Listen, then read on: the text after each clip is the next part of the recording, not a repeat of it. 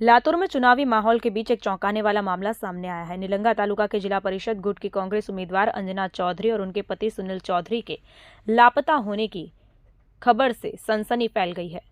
कांग्रेस ने दोनों के अपहरण की आशंका जताई है। कांग्रेस के जिला अध्यक्ष अभय सालुंखे ने पुलिस अधीक्षक से मुलाकात कर इस संबंध में गंभीर शिकायत दर्ज कराई है। उनका कहना है कि अंजना चौधरी और उनके पति का अचानक संपर्क टूट गया है और दोनों का कोई पता नहीं चल पा रहा। इस घटना के बाद राजनीतिक गलियारों में हड़कंप मच गया है। जिला परिषद और पंचायत समिति चुनाव की सरगर्मियों के बीच सामने आए इस मामले ने नए सवाल खड़े कर दिए हैं।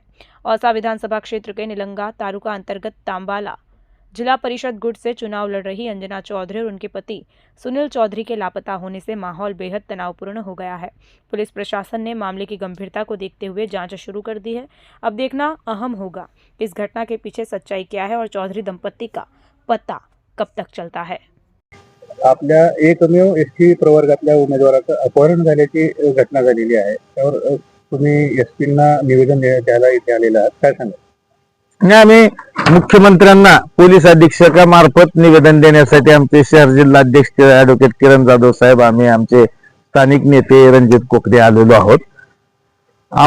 जिल्ह्यामध्ये एकमेव तांबाळा जिल्हा परिषद गट हा एसटी साठी आरक्षित आहे। आपल्या जिल्ह्यामध्ये एसटी जात पडताळणीधारक लोकांची संख्या कमी असल्यामुळे सर्वच राजकीय पक्षांना तिथे उमेदवार स्वप्नात विक्रीचं असतं।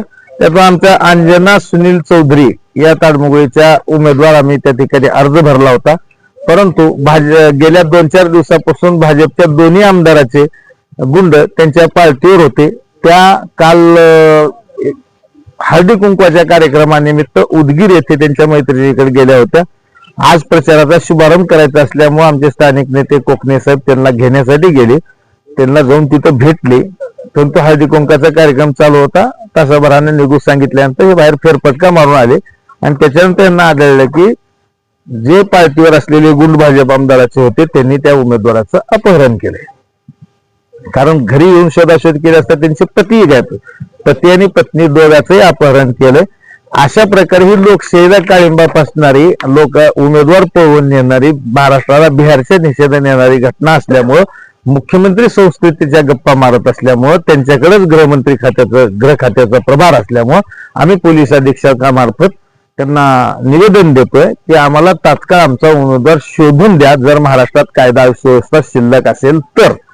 आणि जे काही तुमच्या कामाच्या बळावर लढायचे आमने सामने ती लढाई लढा, आम्ही तुमच्यासोबत लढायला तयार आहोत। पण असं माणसं पळवून नेऊन अपहरण करून त्यांचं तुम्ही महाराष्ट्राच्या राजकीय परंपरेला कलंक पुसताय हे सांगण्यासाठी आम्ही इथं आलोय। उद्या शेवटची तारीख आहे फॉर्म विड्रॉल करून देण्याची। आपल्याकडे दुसरा उमेदवार, पर्यायी उमेदवार आहे का? आमच्या हा एकमेव अर्ज आम्ही भरलेला होता, त्याच्यामुळे पर्यायी उमेदवार नाही। म्हणूनच आमच्या गृहमंत्र्यांना आणि मुख्यमंत्र्यांना निवेदन आहे की बा आमचा उमेदवार आम्हाला तुमच्या गुंडाच्या ताब्यातून आम्हाला सोडवून द्या, जेणेकरून आम्हाला लोकशाही पद्धतीने निवडणूक लढू द्या। तुमच्या विचारात तुमच्या कामात जर खरीच धमक असेल तर निवडणुकीनं जिंका।